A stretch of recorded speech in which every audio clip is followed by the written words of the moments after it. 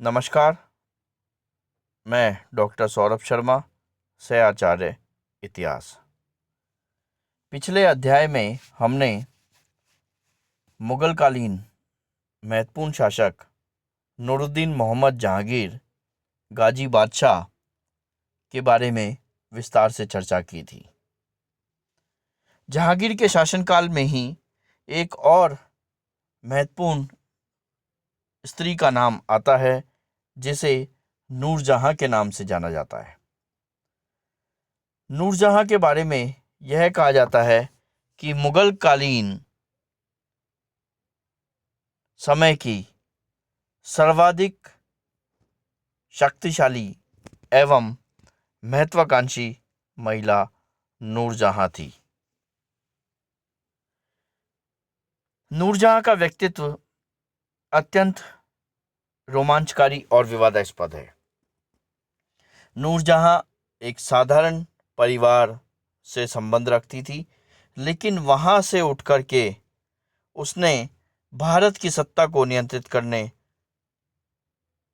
और अपने व्यक्तिगत जीवन एवं जीवन शैली से लोगों को प्रभावित करने की दृष्टि से इसका नाम काफ़ी महत्वपूर्ण बन पड़ता है। नूरजहां का यदि मूल नाम देखा जाए तो नूरजहां का मूल नाम मेहरुनिसा था। मेहरुनिसा के बारे में कई बार प्रश्न परीक्षाओं में पूछा जाता है कि नूरजहां का मूल नाम क्या था। तो ये आपको विशेष रूप से ध्यान रखना है कि नूरजहां को मेहरुनिसा के नाम से जाना जाता था। उसके पिता मिर्जा ग्यास बेग अकबर के समय में भारत आए थे और उन्होंने मुगल दरबार में नौकरी कर ली थी। कहा जाता है कि नूरजहां के सौंदर्य के प्रति शहजादा सलीम, या जिसे हम बाद में जहांगीर के नाम से जानते हैं, वह काफ़ी आकर्षित हो गया था नूरजहां के प्रति और उससे शादी करना चाहता था।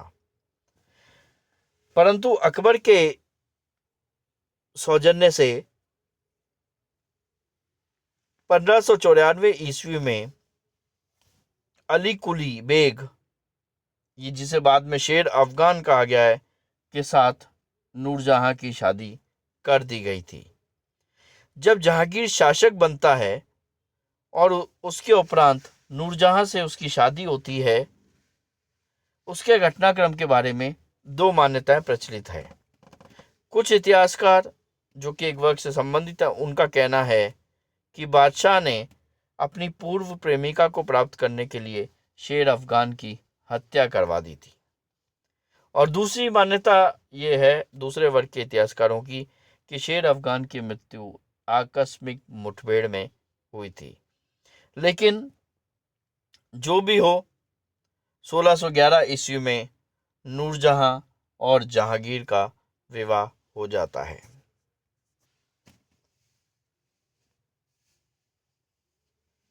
नूरजहां ने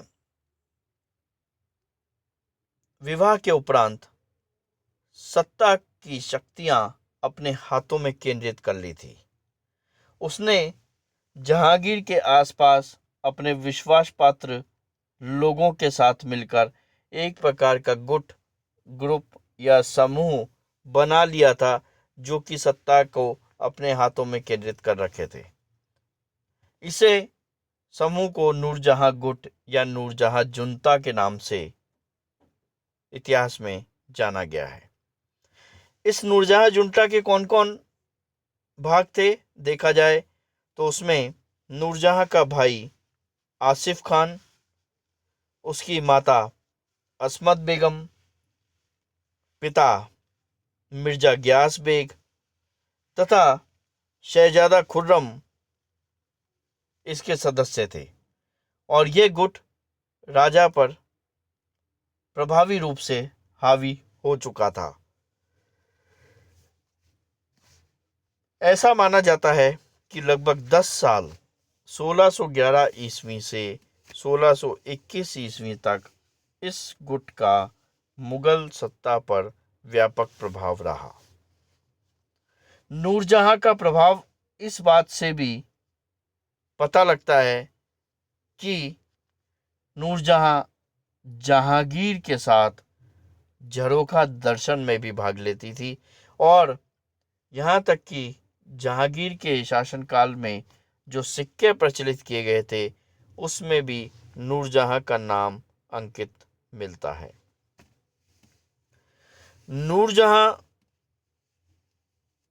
एक राजनीतिक षड्यंत्र कर रही थी क्योंकि वो बहुत ही महत्वाकांक्षी थी और उसने अपनी पुत्री लाडली बेगम का निकाह जहांगीर के पुत्र शहरयार के साथ कर दिया था तथा वो चाहती थी कि उसका दामाद शहरयार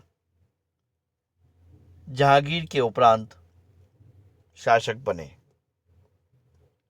लेकिन उसके इस राजनीतिक षड्यंत्र के कारण शहजादा खुर्रम और महाबत खान ने विद्रोह कर दिया था और इस विद्रोह के कारण ही जहांगीर को इधर ध्यान देना पड़ा और कंधार मुगलों के हाथ से निकल गया था, जिसके बारे में हमने अभी पूर्व में जहांगीर के अध्याय में भी चर्चा की थी।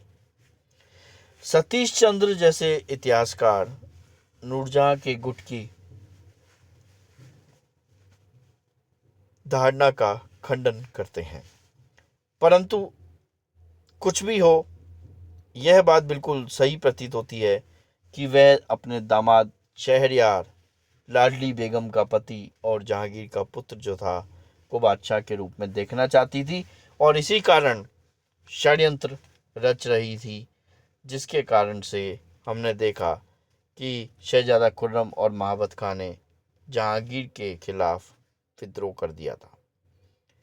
जहांगीर की जब मृत्यु होती है और उसके उपरांत भी नूरजहां बेगम सत्ता पर आधिपत्य स्थापित करने का प्रयास करती है, परंतु आसफ खान और अन्य दरबारी उसके इस प्रयास को विफल कर देते हैं।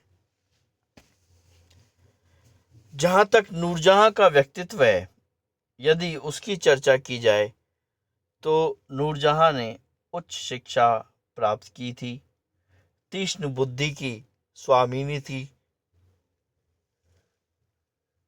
और जैसा कि हमें पता है महत्वाकांक्षी महिला थी।